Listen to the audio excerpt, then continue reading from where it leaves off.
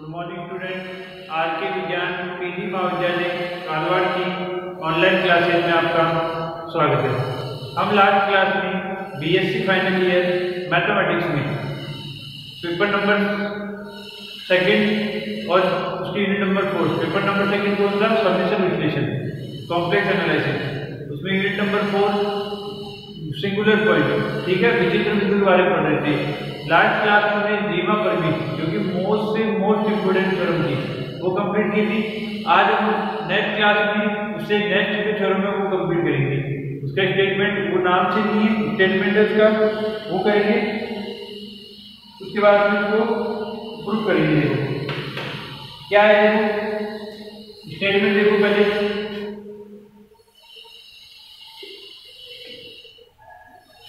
सबसे पहले स्टेटमेंट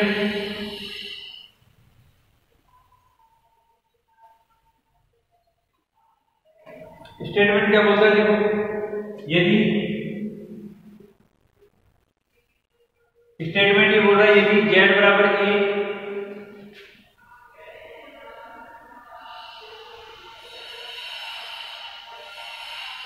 क्या कह रहा है स्टेटमेंट, यदि z बराबर a समेशन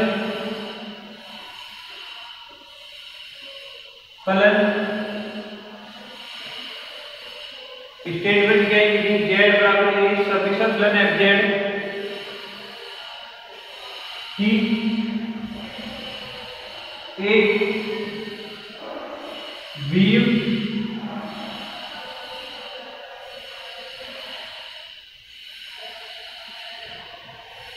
विचित्रता है। स्टेटमेंट कह रहा है, स्टेटमेंट क्या बोल रहा है, यदि z बराबर a समेशन फलन fz की एक वियुक्त विचित्रता है तब z बराबर a को fz का पोल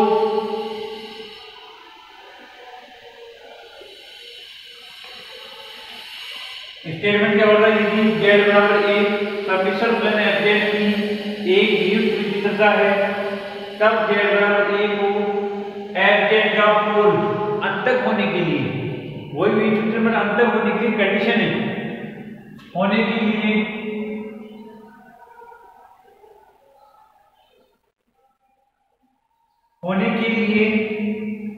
आवश्यक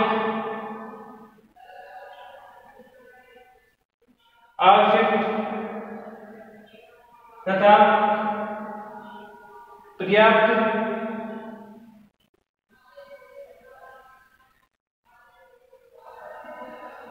यदि z बराबर a समेशन फलन fz की एक वियुक्त विचित्रता है तब z बराबर a को fz का पोल अंतक होने के लिए आवश्यक तथा पर्याप्त प्रतिबंध है कि यदि z जो है वो एक ही ओर अग्रसर है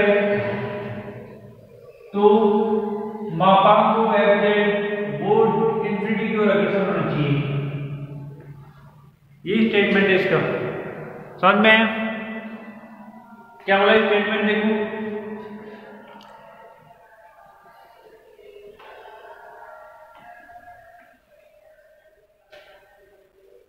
रीमा परमी स्टेटमेंट क्या था, वही z बराबर a समेशन फलन fz की एक वियुक्त विचित्रता है तो z बराबर a के निष्कासन प्रतिवेश में fz की जो वो होगा फलन परिबद्ध होगा तो उसमें अपनी विचित्रता होगी।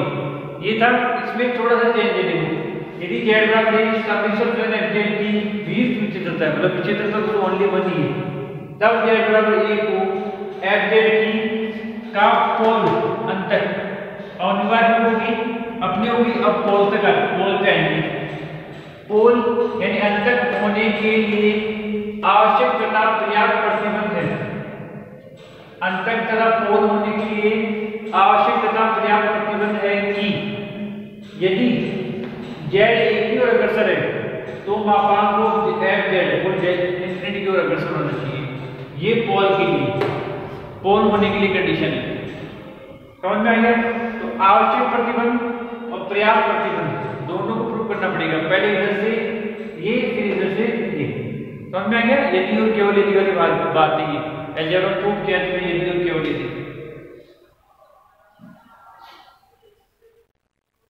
करें स्टार्ट। देखो प्रूफ, देखो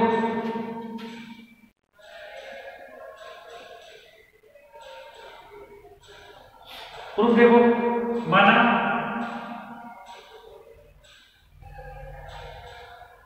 प्रूफ क्या है? माना जेड बराबर एफ जेड की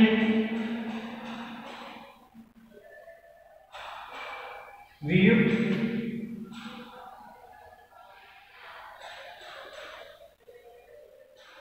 विचित्रता है।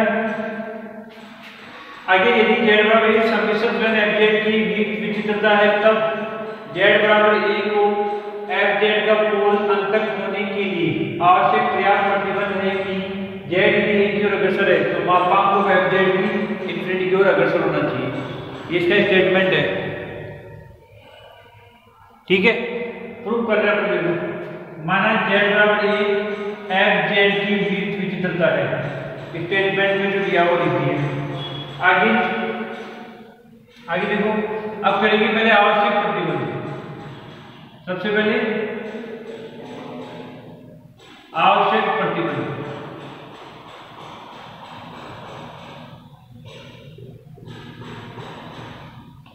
क्या प्रूफ करेंगे? आवश्यक प्रतिबंध मतलब इससे ये प्रूफ करेंगे। क्या मान लेंगे? देखो माना जेड बराबर ए एफ जेड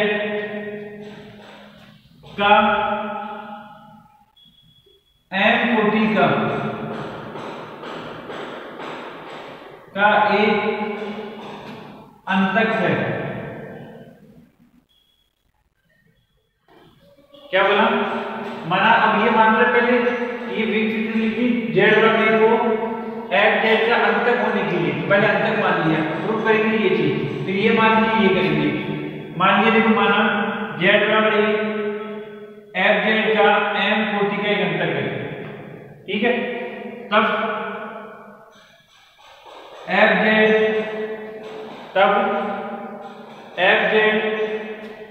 को निम्न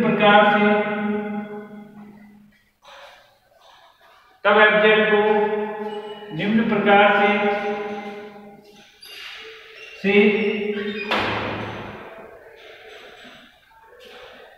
व्यक्त किया जा सकता है।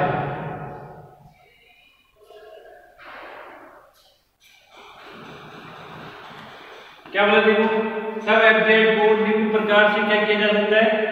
व्यक्त किया जा सकता है। ठीक है, कैसे? देखो F Z equal to Z minus A की power minus M five Z. याद आ रहा है कुछ? याद आ रहा है कुछ? एम कोटि के अंदर निकाले थे, उसका यही फॉर्मूला था। किया था, नहीं किया था? एम कोटि के अंदर निकाले थे हमने। उसमें क्या था? देखो एफ जेड बराबर जेड माइनस ए की power minus M five Z. इससे पता चल रहा था कि एम जो कोटि है ना नेगेटिव पावर एम कोटि की आ रही है, तो ये एम कोटि का अंतर था। किसके लिए? एफ जेड के लिए। यहाँ पे फंक्शन आया तो उसको हमने फाइव जेड मान लिया था। लास्ट क्लास में भी किया था, इससे पहले से पहले वाली क्लास में आ गया, जहां फाइव जेड विश्लेषी फलन है,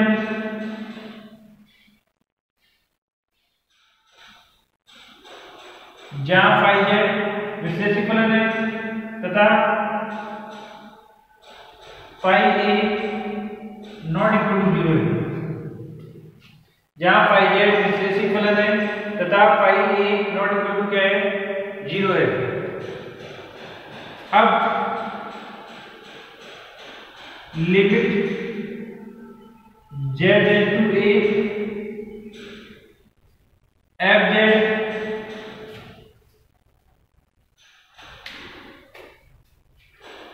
जहां फाइव जेड विश्लेषी फलन है तथा five A not equal to 0 है। अब limit z to A F Z equal to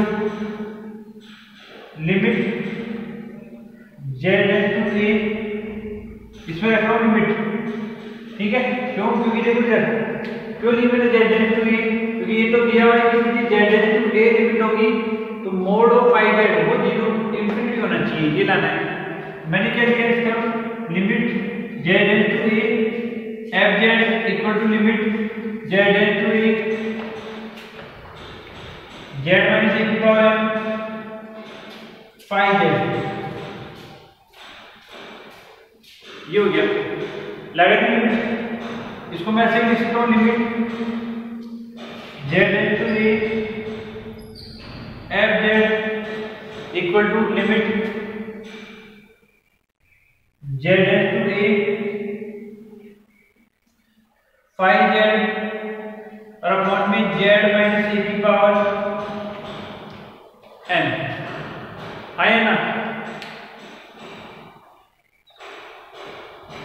समझ में आ गया? ये चीज समझ में।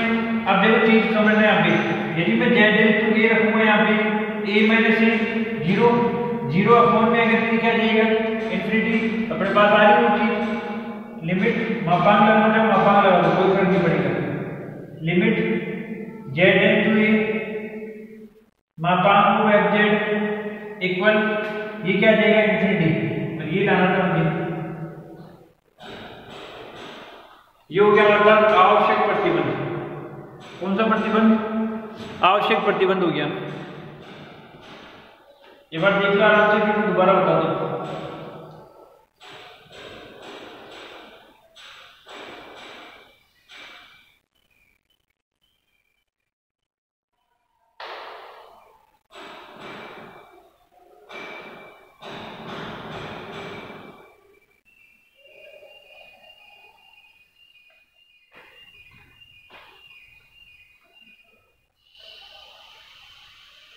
देखो दोबारा सुन लो, क्या दिया है कि z बराबर एफ जेड का यहाँ से माना z बराबर एफ जेड की ग्रीड फंक्शन चलता है, तो हम पहले क्या मानेंगे तब z बराबर ए को एफ जेड का m कोटि का एक अंतक मान लेते हैं। मान लिया आवश्यक प्रतिबंध। तो प्रूव करना है यदि z टू a की ओर अग्रसर है मापांक को एफ जेड इंफिनिटी की ओर अग्रसर होगा, ठीक है। क्या लिया देखो, तब एफ जेड को माना z बराबर एफ जेड का m कोटि का एक अंतक है। अंतक है तो अंतक क्या होगा, तब एफ जेड को निम्न प्रकार से व्यक्त किया जा सकता है। इस प्रकार से F Z equal to Z minus A की power minus M phi Z. ये हमें कहाँ से आई? ये हमने प्रूव किया था m कोटि की जब अंतक निकालेंगे तब आया था हमारे पास, जहाँ फाई जेड विश्लेषी फलन है और जेड की एरर हुआ तो phi A not equal to 0 होगा, यही था। अब limit Z to A F Z equal to limit दे देंगे, क्यों? क्योंकि इसकी लिमिट जेड टू ए है, तो limit Z to A F Z equal to limit Z to A Z minus A power minus F phi Z. ये नीचे चल जाएगी, मापांक ले लो, कोई फर्क नहीं पड़ेगा। ये तो ऐसे चल रहा है, यहाँ लिमिट रखूंगा ना तो ये 0 हो जाएगा और अपॉन 0 तो इंफिनिटी हो गया। समझ में आ गया? आगे समझ में? ये आवश्यक प्रतिबंध हो गया। अब देखो कौन सा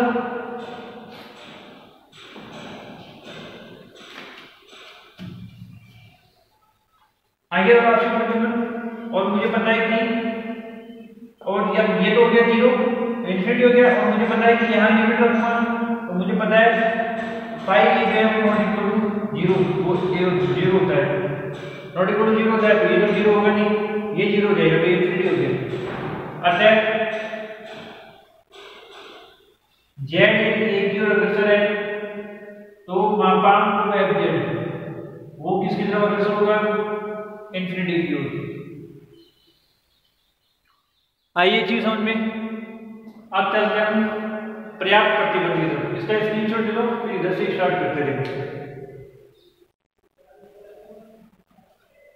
ये पर्याप्त प्रतिबंध थोड़ा लेंथी है।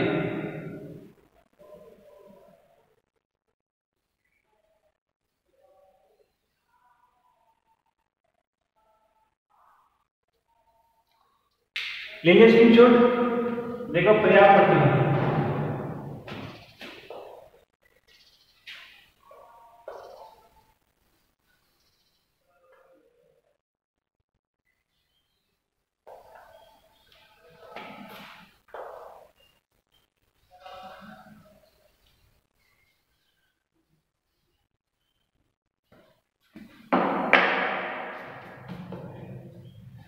पर्याप्त प्रतिबंध देखो,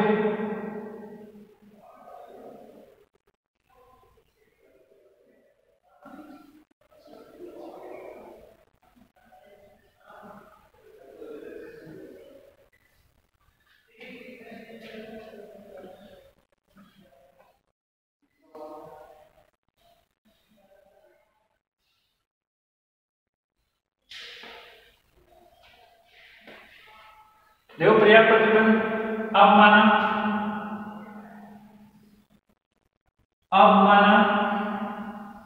कि जेड यदि एक ही ओर अग्रसर है तो मापांक ऑफ एफ जेड वो इंफिनिटी की ओर अग्रसर होगा।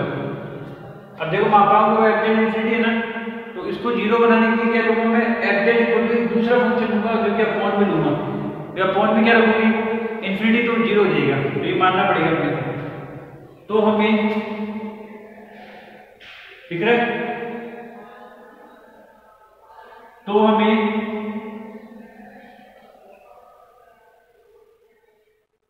पर्याप्त प्रतिबंध क्या है। अब माना कि जेड एक ही ओर अग्रसर है तो मापांक ऑफ एफ जेड इंफिनिटी की ओर अग्रसर होगा, ये दिया हुआ है। तो हमें सिद्ध करना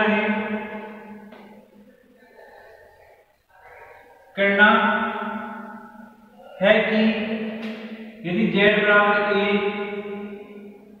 एफ जेड का एक अंतक है, ये क्या है, अंतक है, अनंतक है।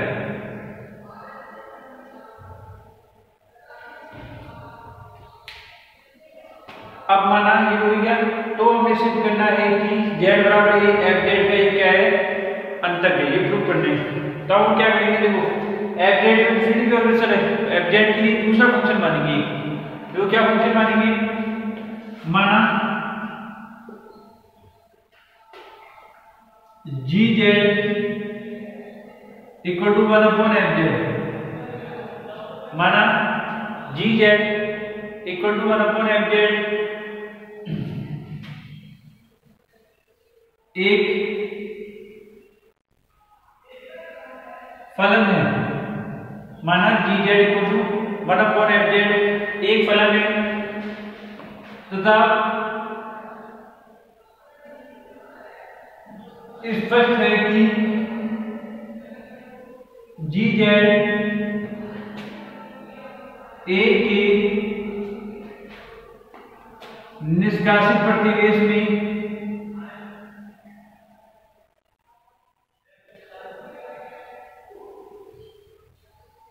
ए की निष्कासित, ए को निष्कासित कर दूंगा तो विचित्रता क्या हो जाएगी, प्रतिवेश में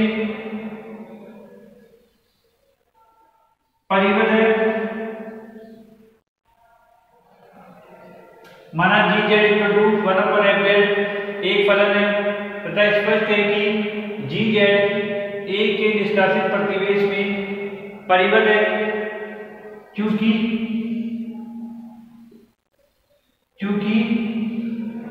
जेड बराबर एफ जेड की एक विचित्रता है,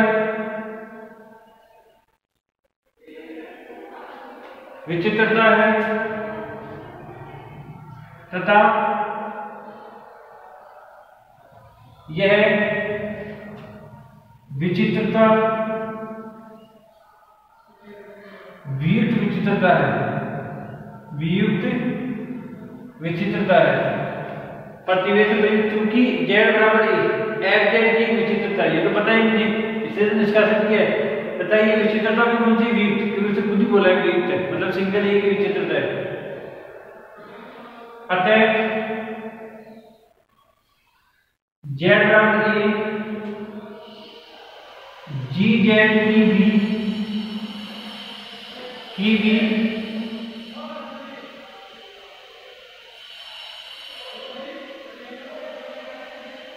वियुक्त विचित्रता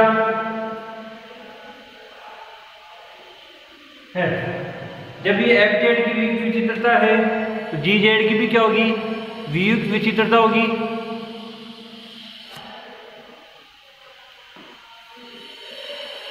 ठीक है, जब ये एफ जेड की वियुक्त विचित्रता है तो जी जेड की भी क्या होगी, वियुक्त विचित्रता होगी।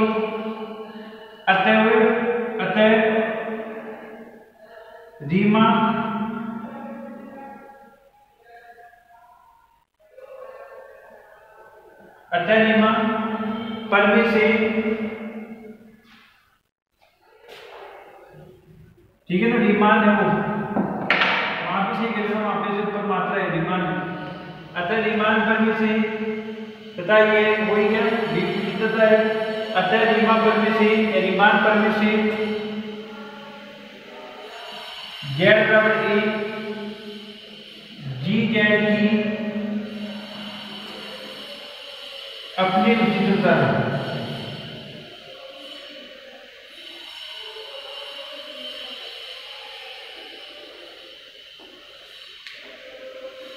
समझ में? देखो एफ जेड का कोई ये तो विचित्र जेड बराबर ए पे सिर्फ एक विचित्रता है, ओनली एक विचित्रता है, तो वो अपने आप कर देगी। जी जेड हो गया, वो उसकी नेगेटिव पावर खत्म हो गई क्योंकि उसका पॉइंट में लेके कर दिया, तो क्या हो गया। अतः रीमान पर में से जेड बराबर जी जेड की क्या है, अपनी विचित्रता है। अतः जी जेड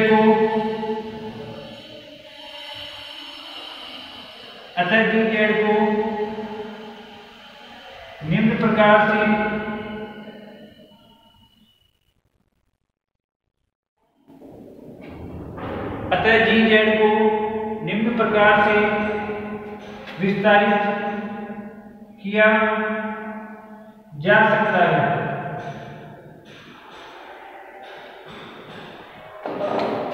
आगे अतः जी जेड को निम्न प्रकार से विस्तारित किया जा सकता है।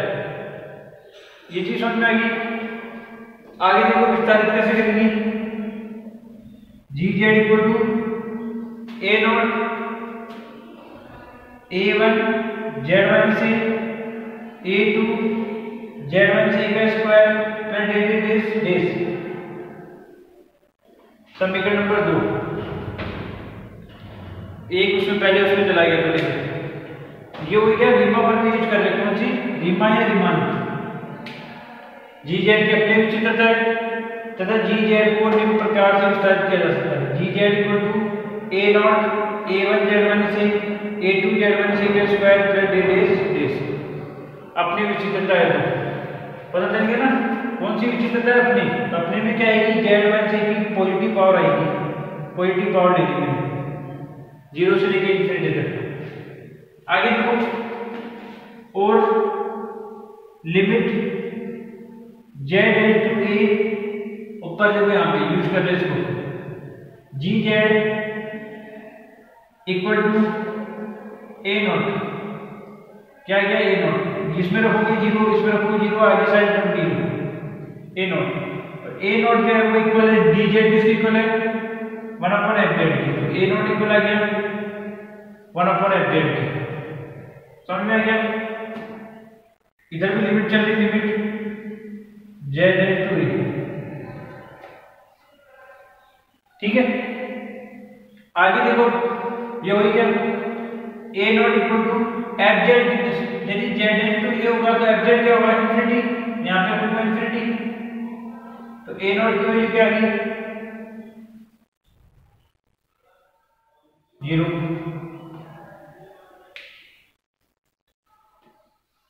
आगे समझ ए नॉट की वैल्यू क्या आ गई 0। तो क्या होगा देखो अब जी जेड की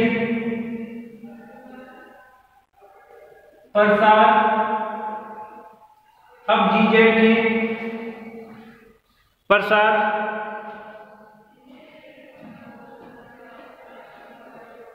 दो से में सभी गुणांक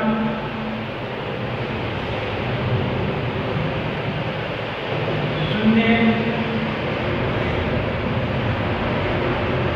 नहीं ले सकते,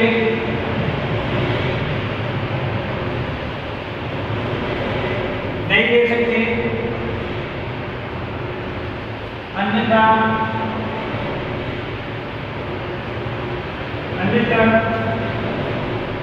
एक ही निष्कासित प्रतिवेश में एफ जेड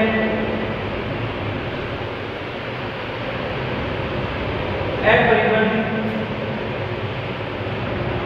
हो जाएगा जो सत्य नहीं है। देव समझ में आता है, देव समझ में आएगा कि जी जेड बराबर फंक्शन मान लिया, क्यों लिया?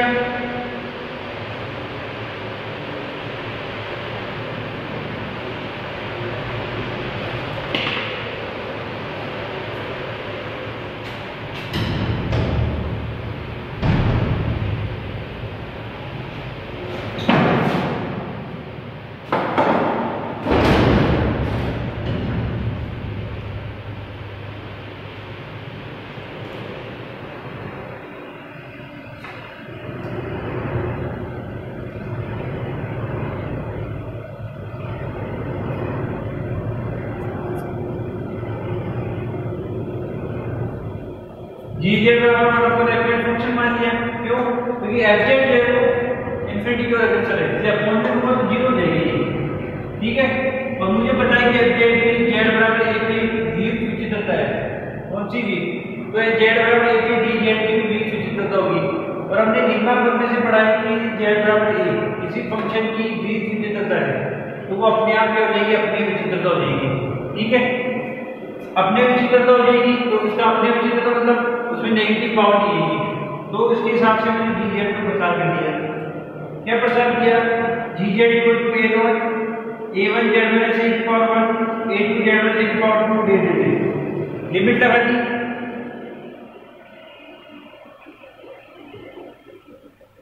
लिमिट लगा दी। लिमिट क्या लगाएगी? Limit Z to A G Z equal to इधर ऊपर क्या देगा A naught G Z equal to क्या होगा एफ जेड की जेड टू ए है, F Z equal to infinity infinity 0 आ गया, ए नॉट इक्वल टू क्या आ गया 0।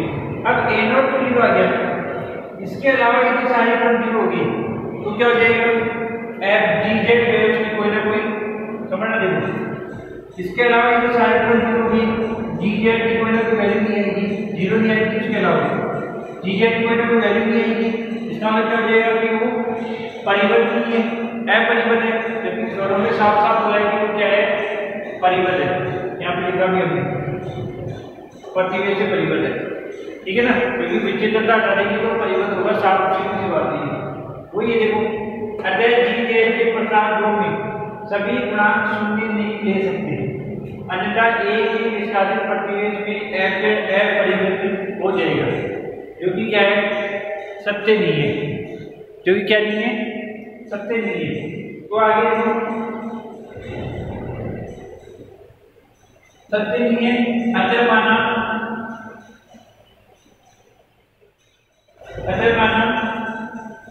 कि वह छोटे से छोटा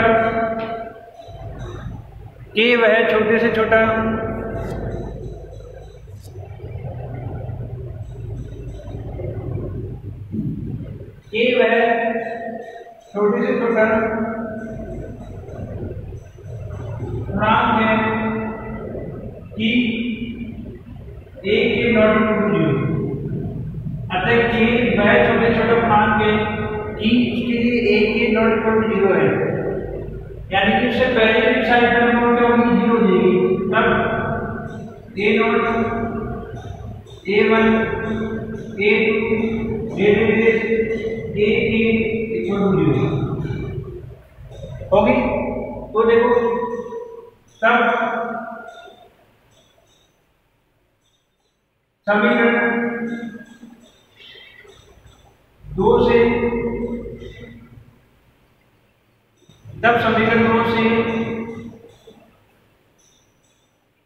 GZ इक्वल टू 1/FZ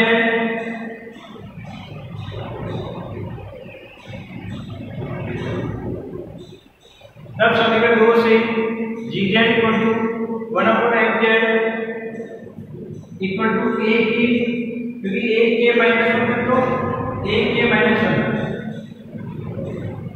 क्योंकि a के माइनस 1 की साइड पर क्या मान ली, शून्य मान ली, क्योंकि क्या बोला उसने सभी गुणांक शून्य नहीं हो सकते। तो मैंने मान लिया कि a के 0 नहीं है, तो a के आगे वाले इससे पहले के सारे 0 नहीं है, तो a के से स्टार्ट हो गया। GZ equal to 1/FZ Z1 की पावर के a के प्लस 1 Z1 की पावर के प्लस 1 पर दे देंगे देश। आगे समझिए, अब आगे समझना देखो। अब क्या करूंगा, Z1 से GZ 1/FZ Z1 की पावर के क्या करूंगा, कॉमन ले लूंगा। क्या जाएगा, a के प्लस 1 Z1 की पावर 1 a के प्लस 2 Z1 की पावर 2 आगे इसको मैं क्या रखूंगा, फॉर्म में लेके जाऊंगा। देखो GZ equal to 1/FZ Z1 की पावर के इक्वल टू a के प्लस 1 Z1 से a के प्लस 2 Z1 से माइनस a का स्क्वायर कर देंगे स्पेस। आगे समझो आगे। अब लगाओ limit z to a GZ equal to limit z to a 1/FZ Z1 की पावर के, इधर लिमिट ना हो तो क्या बचेगा, a के लिमिट लगा दी, इधर हो तो a के बचेगा, बाकी देखो z की a का 0 ये बच गया। आई चीज समझ में। आगे देखो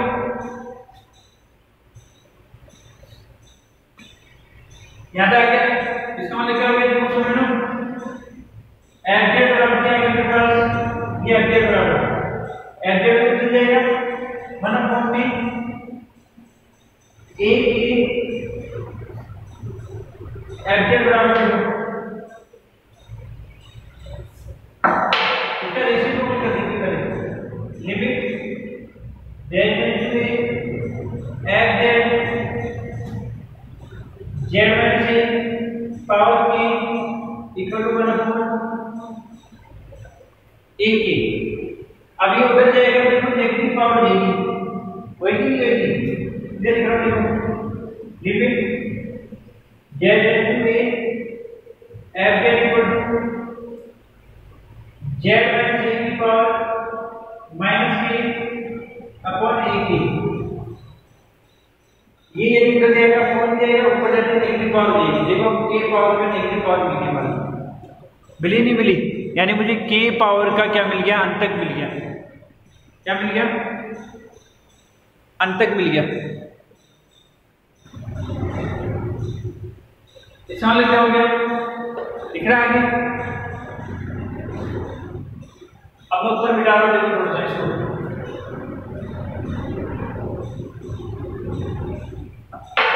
पहले इसका स्क्रीनशॉट ले लो, इसको समझा के फिर थोड़ा मिटा दो। देखो जो थोड़ा सा और रहेगी।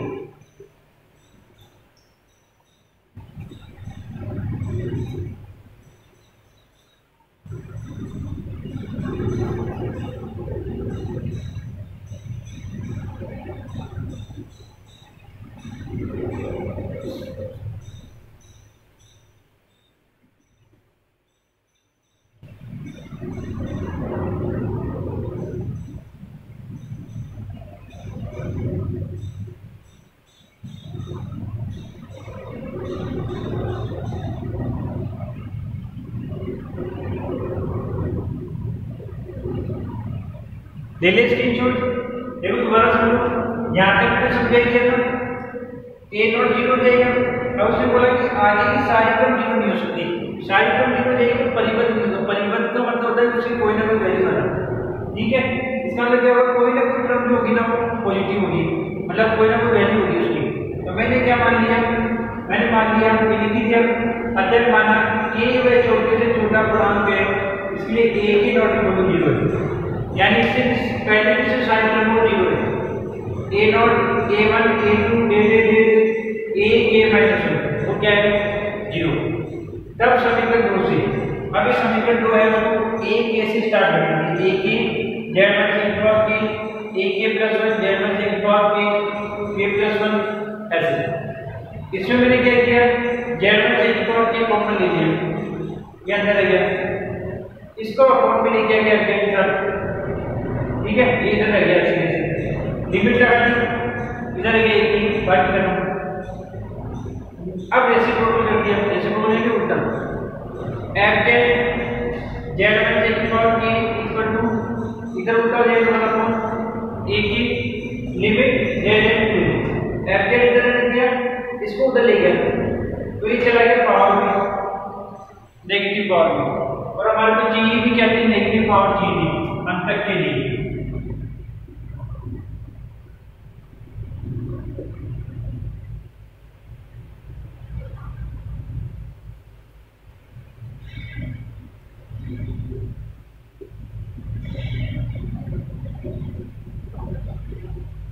ठीक है, तो अब क्या हो गया इसका मतलब, जहां a की 1/a की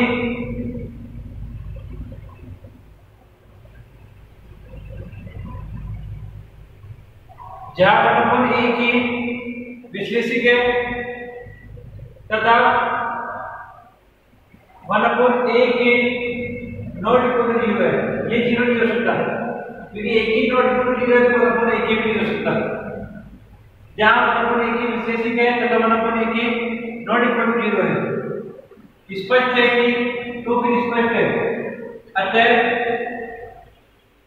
स्पष्ट है कि z बराबर a f का k कोटि का देखो k की नेगेटिव पावर आ रही है, इसके अंदर आ रही है, तो k कोटि का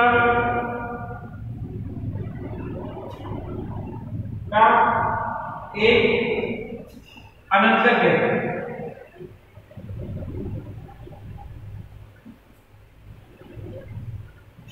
क्या है, k कोटि का एक अनंतक है, यही हमारे को क्या करना था, प्रूफ करना था।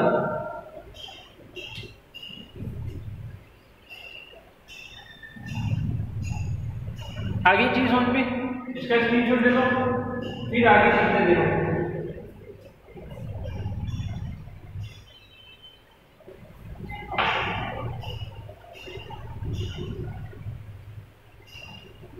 लीजिए स्क्रीनशॉट, ठीक है।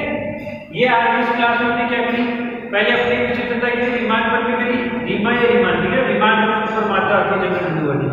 उसके बाद हमने पर भी करी जिसमें अंतक के बारे में बताना था। अब नेक्स्ट क्लास में अगली थ्योरम करेंगे। इस क्लास में इतना ही, धन्यवाद, थैंक यू।